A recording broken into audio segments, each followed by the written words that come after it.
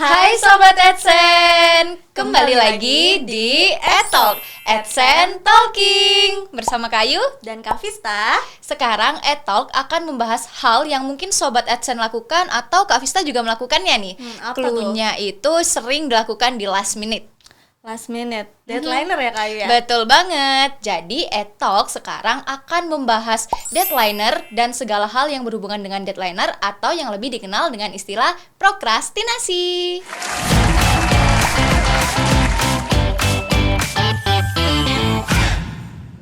Kak Vista, seperti yang sudah kita jelaskan di awal tadi, kali ini AdTalk kan akan membahas seputar prokrastinasi atau deadliner.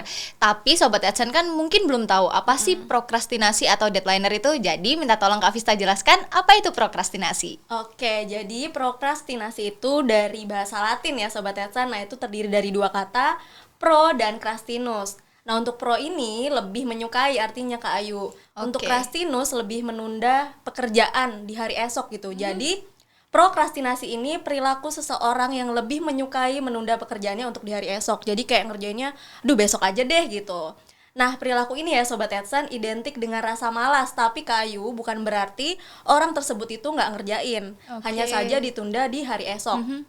Nah untuk orang yang melakukan pekerjaan atau menundanya di hari esok itu disebut sebagai prokrastinator Kak Ayu. Prokrastinator. Betul. Nah, berarti kalau yang prokrastinator ini orang yang deadliner itu dia mengerjakan tugas tapi ditunda gitu ya Kak. Bukan malas nggak mengerjakan sama sekali kan. Iya, betul. Nah, kalau Kak Vista ini masuk orang yang seperti itu nggak?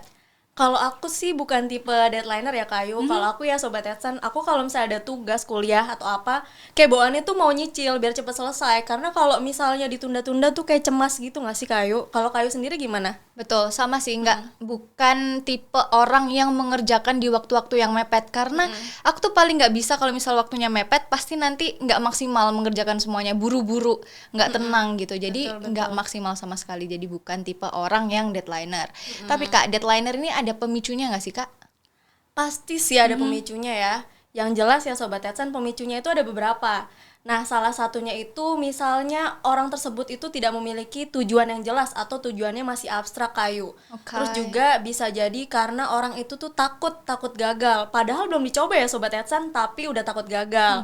Nah, ini juga berkorelasi sama pemicu yang ketiga Kayu. Jadi tuh dia nggak yakin sama kemampuan yang dia punya. Jadi kayak ya udah deh daripada nggak bisa atau apa, mending aku kerjanya besok aja gitu. Jadi lebih suka menunda pekerjaannya di hari esok gitu. Oke, jadi pemicunya itu biasanya mereka negative thinking dulu ya. Betul. Takut untuk memulai, kemudian mungkin takut gagal. Iya, takut nanti hasilnya nggak maksimal. Padahal harusnya dimulai aja dulu, dikerjakan dulu gitu ya.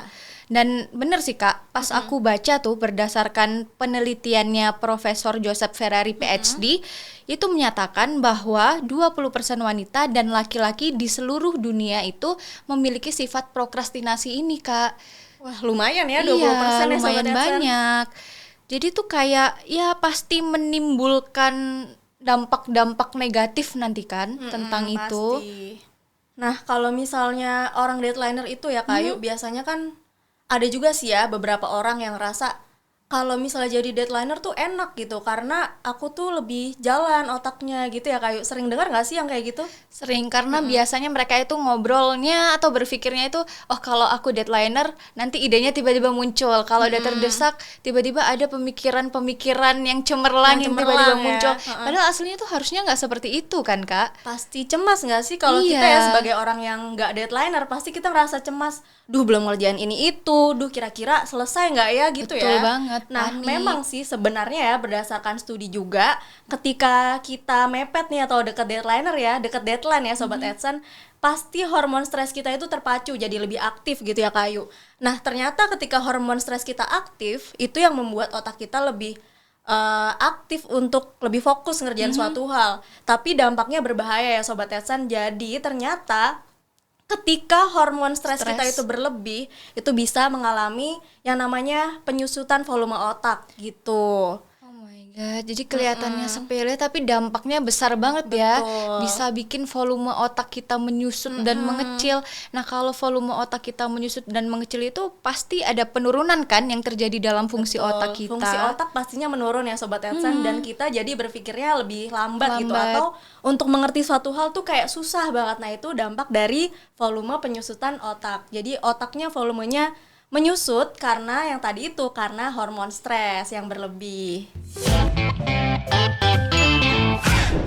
Masih tentang prokrastinasi. Ternyata prokrastinasi ini ada banyak jenisnya loh. Nah, Kak Vista minta tolong di-share nih untuk aku dan Sobat Edson yang menonton biar paham tipe-tipe dan jenis prokrastinasi.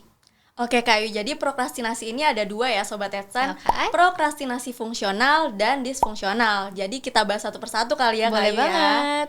Oke, dari prokrastinasi fungsional. Jadi prokrastinasi fungsional ini bertujuan untuk memperoleh informasi yang lebih akurat atau lebih detail Kak Ayu. Misalnya ya, ini kita menunda agar kita memperoleh data yang melimpah atau studi literatur yang lebih banyak gitu, biar penelitian kita berjalan dengan baik. Itu yang prokrastinasi fungsional Kak Ayu. Nah Sobat Edson, kalau yang prokrastinasi disfungsional ini menunda memiliki tujuan tapi ternyata malah menimbulkan masalah yang baru Kak Ayu gitu. Oke. Nah ini juga untuk prokrastinasi disfungsional terbagi menjadi dua jenis nih Kak Ayu. Jadi ada decisional procrastination atau yang berkaitan menunda untuk membuat keputusan. Nah, untuk yang kedua itu avoidance procrastination. Jadi ini dia lebih untuk menunda untuk mengambil sikap gitu Kak Ayu. Oke, jadi ada dua ya.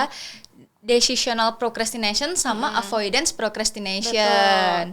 Kalau yang untuk decisional procrastination ini berarti berkaitan dengan intelijensi seseorang. Betul, dengan fungsi kognitif dari seseorang. Jadi emang kayak ada apa ya, memiliki rasa sulit untuk berpikir gitu. Jadi itu contoh dari decisional procrastination. Nah, sementara untuk yang avoidance procrastination itu kan dia menunda tuh. Menunda menghindari berarti tidak apa ya, bukan males untuk mengerjakan tapi memang ditunda dulu. Ditunda, dan biasanya ini kayak gini Kak Ayu. Kayak misalnya kita dapat tugas nih, tapi tugasnya kita rasa oh ini susah, jadi mending kita kerjain besok aja. Jadi emang tipe orang yang kayak gini itu tipe orang yang tidak menyukai tantangan ya Sobat Edson. Oke Sobat Edson, tadi kan kita udah ngebahas banyak banget nih tentang prokrastinasi. Tapi Kak Ayu sendiri tahu nggak sih kira-kira contoh dari prokrastinasi itu apa aja sih Kak? Oke, ada banyak. Sebenarnya contohnya sudah kita sebutkan tadi ya, tipis-tipis. Nah, betul. tapi ini kita harus memberikan contoh konkretnya nih. Betul. Prokrastinasi itu apa? Jadi yang pertama itu suka menunda tugas sampai waktu yang ditentukan. Bener Kak, jadi kalau dia dapat tugas itu nggak langsung dikerjain, kayak nanti dulu Ya, nanti dulu, besok Iya, aja deh iya. gitu. Padahal itu nggak boleh. Dan ini berhubungan lagi dengan yang kedua, setelah menunda itu biasanya malas untuk mengerjakan. Iya betul, jadi Gitu. emang males buat mulai ya Sobat Edson Iya. ya berarti. Kemudian yang ketiga ini juga biasanya setelah malas itu kan, itu mereka lebih memilih untuk menggunakan kegiatan yang lain seperti scroll Iya, medsos, drakoran nih. betul. Jadi waktu mereka itu tidak digunakan untuk mengerjakan tugas Kak, tapi lebih digunakan untuk hal lain yang kurang bermanfaat. Betul, wasting time banget ya padahal kayak gitu. Dan pastinya itu ada kesenjangan waktu nih antara plan dan hal yang mereka lakukan. Jadi misalnya, oke aku ngeplan hari ini aku akan mengerjakan tugas, tapi ternyata mereka malah nonton drakor, medsosan. Jadi ada kesenjangan waktu tuh. Nggak ada bukti konkretnya Betul. ya, padahal udah ada planningnya nih, tapi nggak dikerjain juga. Iya, dan biasanya itu dikerjakannya baru di menit-menit terakhir. Deadliner ya, emang Iya. tipe-tipenya kayak gitu ya. Nah, Kak Ayu, kira-kira ada nggak sih caranya kita biar kita tuh nggak jadi deadliner gitu? Pasti kan kita butuh sesuatu tips nih Betul. untuk mengatasinya biar kita nggak kebiasaan jadi deadliner. Apa aja ya Kak kira-kira? Oke, jadi untuk nih semua Sobat Adsan yang merasa deadliner, bisa nih disiapkan dulu catatan dan penanya. Waduh, kayak mau ngasih wejangan. Udah ahli banget nih Iya. kayaknya. Nah, kalau dari yang kita baca nih, ada beberapa tips yang bisa dilakukan untuk mengatasi deadliner ini. Yang pertama itu buatlah dan susunlah planner. Jadi misal nih Sobat Adsan dapat tugas. yang harus dikerjakan misal hari Senin. Dan itu ya udah, kalau misal kalian ada waktu luang, kerjakan hari itu juga. Jangan Betul. ditunda-tunda kayak misal Betul. oh nanti aja deh, nanti aja. Karena kalau misal kita menunda-nunda itu pasti nanti males. Belum lagi kalau kita ke distract sama hal lain, kayak kita bermain Jadi medsos. langsung dikerjain ya Sobat Betul. Edsan, jangan ditunda. Terus apalagi Kak Ayu nih? Nah, yang kedua itu ya benar Kak, langsung kerjakan. Jadi setelah kita menyusun planner kan yang pertama, yang kedua itu langsung kerjakan. Jadi jangan sampai kita hanya membuat planner aja. Misal tugasnya hari Senin ini, hari Selasa ini, hari Rabu ini, tapi hanya di planner aja, nggak langsung dikerjakan, masih ditunda lagi. Jadi kalau bisa langsung kerjakan. Iya. Sesuai sama contohnya tadi ya. Jadi nggak ada bukti konkretnya nih, cuma ada planningnya aja mau ngerjain ini itu, tapi malah drakoran, malah medsos. Jadi harus langsung dikerjakan. Terus Betul ada lagi banget. nggak? Ada lagi nih, yang ketiga, biar kalian semangat memulainya, itu bayangkan hal-hal yang membuat kalian termotivasi atau terpacu.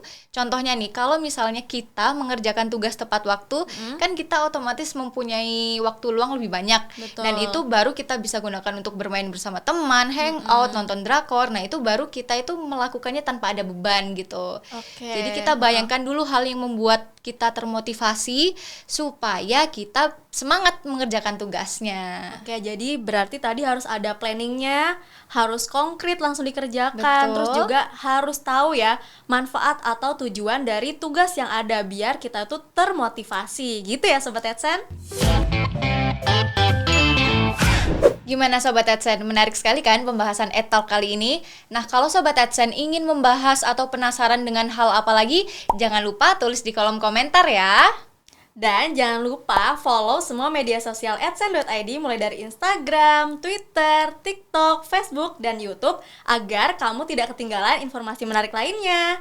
Sampai jumpa, bye!